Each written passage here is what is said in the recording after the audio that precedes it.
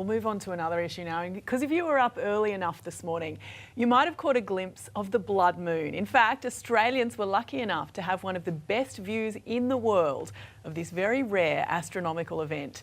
Joining us for more is astrophysicist Dr. Alan Duffy. Good morning, Alan. This must be like Christmas for you. How significant is the event? This was a lovely thing to wake up this morning to, and I have a newborn daughter, so it turns out I was up anyway, and I thought I'd poke my head out the side and enjoy this spectacular sight. And it really was beautiful. You had the moon fully eclipsed with that characteristic red colouring.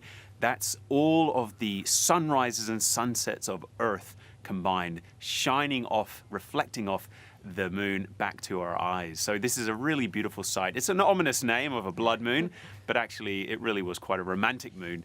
And the fact you got to enjoy that, along with Mars, which was a very bright red star-like object beside it, just really made that, for me, far more special. Well, you're not alone, because we've been getting some amazing pictures sent through by our viewers. We'll show you some of those now. It was seen right across Australia, and we've been getting some great photos in. But can you explain to us what caused the eclipse and then what caused the red colour?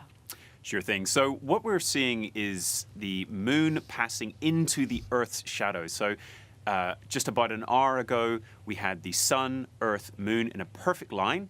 And that means that the shadow of the Earth is being cast over the moon, so that's why it begins to darken.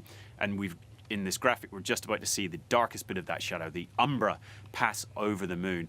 Now, if the Earth had no atmosphere, that would be the end of it. We would just basically have the moon disappear from view. But because of our atmosphere, the sunlight actually gets bent or scattered by the air and shines onto the moon. Now, that color of the sunlight after passing through all that air is red. That's what a sunrise, a sunset is. So basically, we're seeing all of those sunrises and sunsets of Earth passing, reflecting onto the surface of the moon. And it just so happened that Australia got to enjoy the full eclipse of the totality, where we get to see that red coloring. So we really had a beautiful view. And look, 5:30 a.m., 6:30 a.m., that's not too bad to get up for. Most of these astronomy events tend to be pretty brutal 2 a.m. things.